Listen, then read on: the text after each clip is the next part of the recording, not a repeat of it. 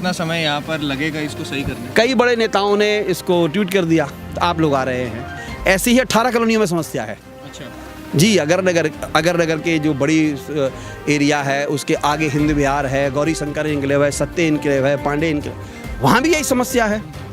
लेकिन वहाँ तक इसलिए नहीं जा पा रहे आपके वहाँ बहुत अंदर है वो। मेरे को आज सांसद जी एक चैनल पे या यूट्यूब पे अपने पूछते हैं, सांसद जी विधायक जी आपने क्या किया, यानी कि एक विधायक से पूछ रहे हैं कि मैंने अपने 5 करोड़ का क्या किया। आपके जो 5 करोड़ रुपए थे वो कहाँ 1 रुपया लगाया हो आपने? अगर आपने 1 रुपया लगाया हो पूरी किराड़ी में, जो आप कहेंगे मैं हार जाऊंगा। मैं कहना नहीं चाह रहा, सरकार चलाने के लिए सेंस भी चाहिए होता है, मैकेनिज्म चाहिए होता है। अभी नए नए लोग बने हैं, पहली बार का कोई मुख्यमंत्री बन गया, कोई मंत्री बन गया। अब इनको जो अधिकारी समझा रहे हैं वैसे समझ रहे हैं। अब हम लोगों को तो अनुभव है, इतने सालों से एमएलए रहे, हम लोग पहले भी रहे, इतनी बार भी अभी रहे, पार्षद भी रहे। नमस्कार, मैं प्रशांत और आप देख रहे हैं इंडिया टाइम 24 न्यूज़। इस वक्त मेरी मौजूदगी किराड़ी विधानसभा के शर्मा कॉलोनी में है। आपको बता दें कि लगातार आप खबर भी देख रहे हैं कि किस तरीके से 3-3, 4-4 फुट जो पानी है हर कॉलोनी के, पूरी कॉलोनी के अंदर भरा हुआ है और लोगों को काफ़ी ज़्यादा समस्या जो है इसकी वजह से हो रही है। हमारे साथ मौजूद है विधायक अनिल झा, जो कि किराड़ी के विधायक हैं। वो क्या कुछ कह रहे हैं इस पूरी समस्या को लेकर, ज़रा सुनिए। सर, शर्मा कॉलोनी के अंदर लगभग 8 महीने से इतनी ज़्यादा दिक्कत हो रखी है और लगभग 2 महीने से जो है पानी ऐसे भरा हुआ है, छोटे छोटे बच्चों को भी समस्या हो रही है। किस तरीके से आप जो यहाँ खड़े हैं, ये भलसवा लैंडफिल साइट का सारा कूड़ा डाल दिया गया है। ये डीडीए का लो लैंड एरिया था और पिछले 20 सालों से था। धीरे धीरे पानी भर गया इसके ऊपर। तो उसमें जब कॉलोनियों का पानी इधर भी आ जाता था और हमारी मुख्य ड्रेनों में चला जाता था। जब लैंडफिल साइट को भरा गया तो सारी ड्रेनें कोलैप्स कर दी गई, बंद कर दी गई। अगर अब यहाँ पर ये अचानक से 3 महीने में वो पूरा धकेलते हुए UER बना, नेशनल हाईवे बना, वहाँ से भी पानी ब्लॉक हो गया और उसको बचाने के लिए उन्होंने क्या किया, वहाँ से मलबा डालना चालू किया डीडीए ने और MCD ने। अब MCD के प्लानिंग कोई नगम पार्षद तो करेगा नहीं। MCD की जो हायर अथॉरिटीज़ है वही प्लानिंग करती हैं, चीफ सेक्रेटरी के साथ करती हैं। उन्होंने ये तय किया कि लैंडफिल साइड का कूड़ा उन कॉलोनियों में डाला जाए जहाँ दलित लोग रहते हैं, जहाँ पिछड़े लोग रहते हैं, जहाँ फॉरवर्ड कास्ट के गरीब रहते हैं, जहाँ अनऑथराइज्ड कॉलोनी के लोग रहते हैं, जहाँ झुग्गी बस्ती के लोग रहते हैं। मुझे बता दो, पूरी दिल्ली में एक लैंडफिल साइट का मलबा कहीं पंजाबी बाग में डाला हो, शालीमार बाग में डाला हो, पंसील में डाला हो, ग्रेटर क्लास में डाला हो, कोई त्रिनगर में डाला हो, ले दे करके इनको वहाँ डालना पड़ा जहाँ पर गरीब लोग रहते हैं, आबादी गरीब रहती है। आप लगा लो कब्रिस्तान को, ये कब्रिस्तान है। कब्रिस्तान एक ऐसी जगह है जो भगवान के और अल्लाह के घर जाने का आखिरी रास्ता है। इधर बाबा बालकनाथ मंदिर है, वहाँ हम पूजा करते हैं। यानी कि आप मंदिरों के आगे कूड़ा डाल दिया, जहाँ बदबू इतनी ज़्यादा है, बीच में कॉलोनी है, ये कब्रिस्तान है, यहाँ पर कूड़ा डाल दिया।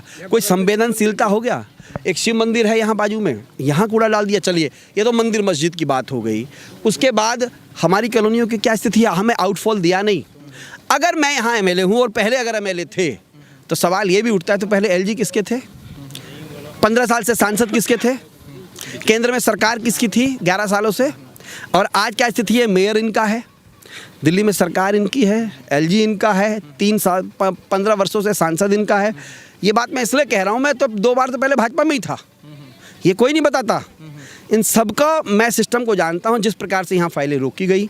अब इस पानी के आने से हमारे मुख्य मार्ग कोलैप्स हो गए, सारे टूट गए। 8 महीने के अंदर जितने भी RMC थी वो टूट गई। इन कॉलोनी के लोगों से पूछो, मैंने 6 महीने पहले यहाँ सीवर लाइन डाला था, नहीं डाला था जी? सीवर लाइन डाल दिया था, रोडें बना रहे थे, वो सब बर्बाद हो गई। हम मुख्यमंत्री जी से कह रहे हैं कि आप CMDF से फंड दे दीजिए अब हमको, हमारा तो पैसा कोलैप्स हो गया यहाँ पर जो हमने लगाया है। तो हमारा कहना है, सांसद जी मुझ पर आरोप लगाएं, मैं सांसद जी पर आरोप लगाऊं, दिल्ली सरकार पिछली सरकार पर आरोप लगाए, उससे मिलेगा क्या? राहत मिल जाएगी? सर, आरोप तो जो है लगातार एक दूसरे पर लगाने से लोगों को तो समस्या को उस हिसाब से मेरा ये कहना है, पूरे देश को ये पता चलना चाहिए, जो मुख्यमंत्री जी ने बड़े विनम्र शब्दों में कहा था, कूड़े के पहाड़ को जाना पड़ेगा। तो कहीं ऐसी जगह ले जाते जहाँ हाईवे बनता, हाईवे पे बिछाते इसे मिट्टी और इसको मिक्स करके हाईवे पे इस्तेमाल कर लेते।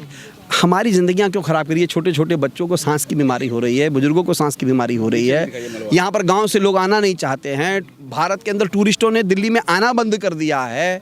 यमुना और गंदी मैली हो गई, जो साइबेरियन पक्षी आते थे वो बंद हो गए।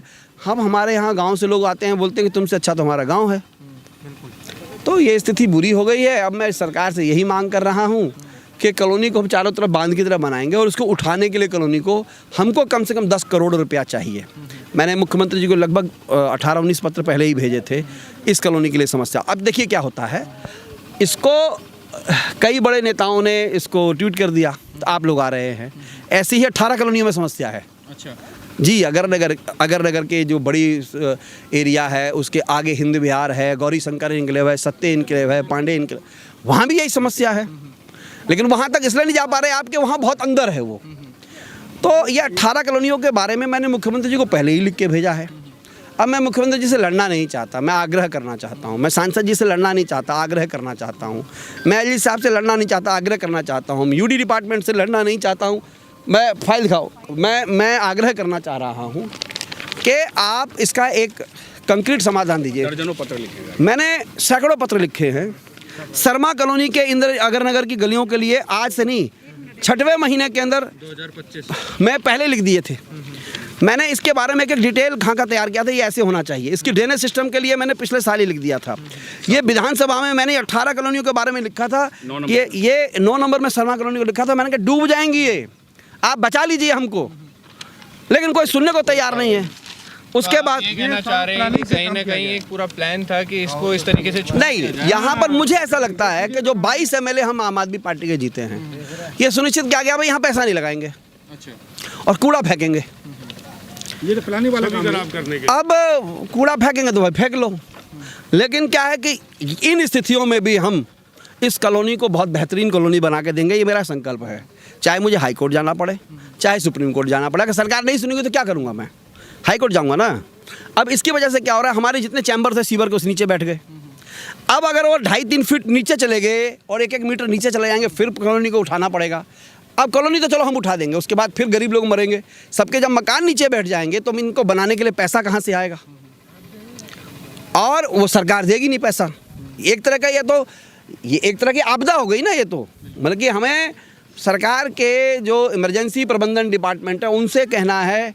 और आप एयर क्वालिटी इंडेक्स की बात कर रहे हैं तो आप अभी नापिए, यहाँ 800 से ऊपर है।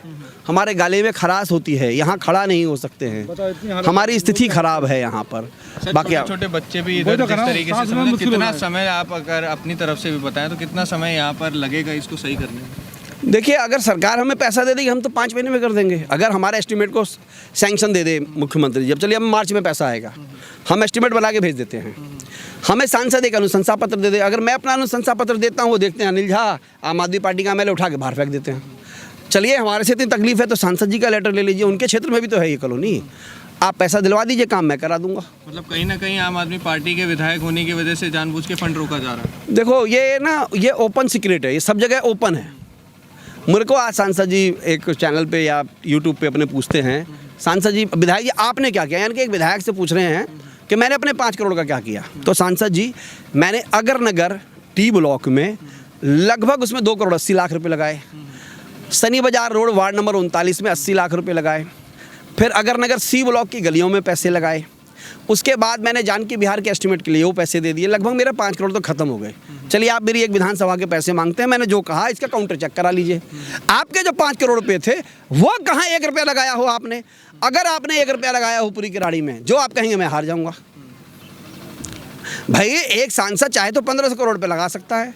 सांसद जी की ये स्थिति है कि एक वर्ष में एक कॉलोनी में 5 से 8 करोड़ रुपये भी नहीं लगा पाते, जबकि सरकार उनकी, केंद्र सरकार उनकी, यूडी उनका, डीएम उनका, आपका फ्लड कंट्रोल डिपार्टमेंट उनका, DSIDC उनका, INFC उनकी है, रूरल डेवलपमेंट बोर्ड उनका है।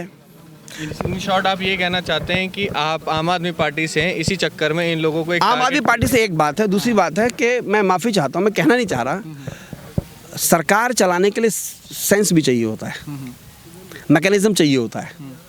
अभी नए नए लोग बने हैं, पहली बार का कोई मुख्यमंत्री बन गया, कोई मंत्री बन गया। अब इनको जो अधिकारी समझा रहे हैं वैसे समझ रहे हैं। अब हम लोगों को तो अनुभव है, इतने सालों से MLA रहे हम लोग, पहले भी रहे, इतनी बार भी अभी रहे, पार्षद भी रहे, हमें तो नॉलेज है। इतनी बुरी स्थिति में भी कोई ये नहीं कह सकता कि मैं इलाके में घूमता नहीं हूँ, चाहे गीला हूँ चाहे कैसे ही है, अंदर जाना पड़े, अंदर जाते हैं, काम करना पड़े, वो करते हैं। लेकिन उसके बावजूद भी एक कॉलोनी अगर हमको पैसा नहीं भी दे रहे हैं, आप लिख लीजिए, उस पूरी दिल्ली की सबसे बेहतरीन कॉलोनी हम शर्मा कॉलोनी को बना के देंगे। मेरे लिए अब चुनौती हो गई है और बना के दूंगा मैं। सांसद हाई मास्क लाइट का उद्घाटन कर रहे हैं, आप समझ लीजिए कितनी संवेदनहीन सरकार है भारतीय जनता पार्टी। यहाँ के जो सांसद है योगेंद्र चंदोलिया जी हाई मास्क लाइट का उद्घाटन करके सोशल मीडिया फेस पे डाल रहे हैं। किराड़ी के लिए कुछ नहीं बोल रहे हैं कि ये फंड देंगे। एक बार भी किराड़ी आए तो देखिए किस तरीके से जो विधायक मैं जानना चाहूँगा, एक मिनट, मुझे यहाँ पे करीब 25 साल हो गए। जब ये पार्षद भी नहीं थे उस समय की बता रहा हूँ मैं, ये जब इनके पास आते थे पार्षद, उस समय 25 साल से पहले देखता आ रहा हूँ। उस समय सुरेंद्र कुमार थे, उसके बाद ये कॉलोनी डीडी का लैंड पे थी, डाउन ऊंची थी। ये जब ये कॉलोनी बसाई गई है उसके बाद में ये प्लानिंग के साथ सारा काम किया गया है, क्योंकि ये कॉलोनी उठी थी तो तुम लोगों को जब मलबा डालना था 6 फुट तुमको मलबा डालना था तो तुम लोग कॉलोनी वालों को वार्निंग क्यों नहीं दिया? क्यों नहीं दी कॉलोनी वालों ने? इस कॉलोनी को घेरा क्यों गया? कारण क्या है इसका? तो देखिए यहाँ पर विधायक जो हैं वो आए थे और जिस तरीके से उन्होंने पूरी समस्या बताई कि किस तरीके से भारतीय जनता पार्टी जो है लगातार क्योंकि आम आदमी पार्टी के विधायक जो हैं कि यहाँ पर हैं, इस वजह से उनको टारगेट किया जा रहा है, यहाँ की जगहों को टारगेट किया जा रहा है ताकि वो डिफेम कर सके। इस तरीके का आरोप जो है विधायक द्वारा लगाया गया है। अब देखना होगा क्या कुछ होता है और कितने समय में यहाँ की समस्या जो है उसका हल निकलता है। कैमरा जर्नलिस्ट सभा के साथ प्रशांत, इंडिया टाइम 24 न्यूज़। खबरों से खबरदार रहने के लिए चैनल को सब्सक्राइब करें और प्रेस करें बेल आइकन। भगत चंद्रा हॉस्पिटल विश्व की सभी आधुनिक और बुनियादी सुविधाओं से परिपूर्ण एक world class multi speciality hospital, Mahavir enclave Palam डावडी रोड पर स्थित साउथ वेस्ट दिल्ली का एकमात्र मल्टी स्पेशलिटी हॉस्पिटल, जहां 24 घंटे आपकी सेवा में उपलब्ध हैं वेल क्वालिफाइड डॉक्टर्स और हेल्पिंग स्टाफ। डॉक्टर CM भगत द्वारा स्थापित भगत चंद्रा हॉस्पिटल आपकी सेहत का ख्याल रखना ही इसकी प्राथमिकता है, वो भी अफोर्डेबल रेट्स में।